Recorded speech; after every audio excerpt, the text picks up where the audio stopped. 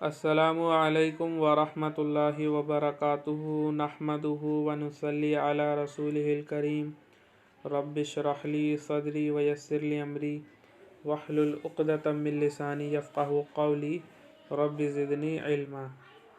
آج ہم ایزن کی بات کریں گے۔ لفظ ایزن یہ آزا یعیزو فعل کا مصدر ہے اور کبھی رجع کے معنی میں ہوتا ہے۔ رجع کے معنی میں تب ہوگا جب یہ اپنے مصدری معنی میں ہو، اس کے معنی لوٹنے کے ہوتے ہیں، اور اس وقت یہ تامہ ہوگا۔ تامہ اور ناقصہ میں آپ کو بتا دیتا ہوں، جیسے کانا ہے افعال ناقصہ میں ہوتا ہے، لیکن کبھی کبھار تامہ بھی استعمال ہوتا ہے۔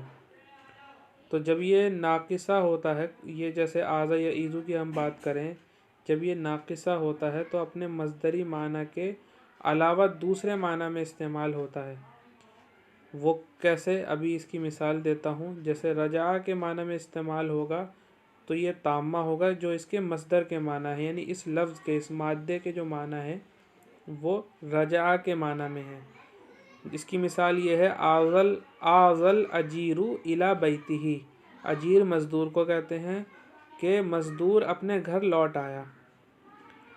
اور سارا کے معنی میں ہوتا ہے جب یہ ناقصہ ہوگا، جیسے کانا ہوتا ہے سارا، تو یہ جب اپنے مصدر کے معنی کے علاوہ میں جو ہے یہ استعمال ہوں گے تو اس وقت یہ افعال جو ہے ناقصہ ہوتے ہیں۔ جیسے آذا الثلج ماءً، برف پانی بن گیا، برف پانی ہو گیا۔ تو یہ جو ہے اس کے مصدر کے علاوہ کے معنی ہے تو اس وقت ناقصہ ہوتا ہے۔ تو یہ فرق ہے ناقصہ تامہ میں۔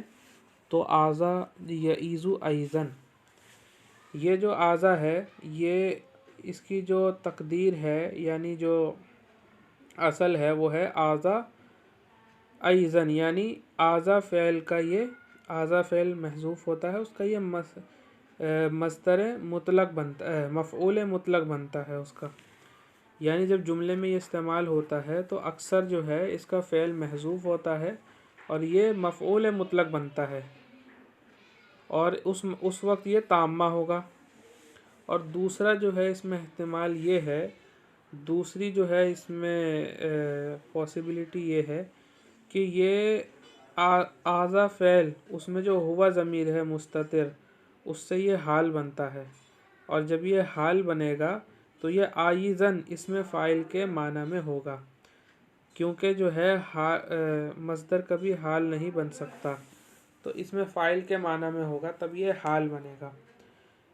اور اس کے استعمال میں جو ہے دو چیزوں کا دھیان رکھنا ہے کہ جب اس کو استعمال کریں گے تو دو جملوں کے درمیان میں استعمال ہوتا ہے یہ، تو اس میں جو ہے ایسے دو جملے نہ ہو جو آپس میں مختلف ہوں، اور ایسے جملے بھی نہ ہو کہ آپس میں ایک دوسرے کے لیے لازم ہوں وہ چیزیں، تو ایسے دو جملوں میں استعمال نہیں ہوتا ہے، بلکہ ایسے دو جملوں کے درمیان استعمال ہوتا ہے جن میں آپس میں جو ہے اتفاق ہو۔ جیسے مثال کے طور پہ، اور ایک جملے میں بھی استعمال نہیں ہوگا یہ، جس میں ایک حکم ہو، ایک کام ہو، جیسے جاءنی زید ایضاً، یہ نہیں کہہ سکتے کہ زید بھی آیا، یہ نہیں کہہ سکتے، اور نہ ہی یہ کہہ سکتے ہیں طلع الشمس ووجد النہار، کیونکہ جو ہے یہ دونوں ایک دوسرے کو لازم ہیں کہ جب سورج نکلے گا تو دن تو ویسے ہی ہو جائے گا، تو یہ چیز ایک دوسرے کو لازم ہے۔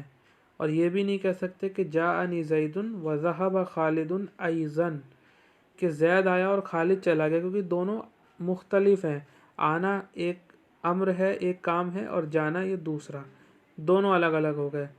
تو یہاں پہ ہم یہ کہہ سکتے ہیں، یہ جو ہے اس میں اتفاق ہے کہ جاءنی زید واخوہ ایضاً، کہ زید آیا اور اس کا بھائی بھی آیا۔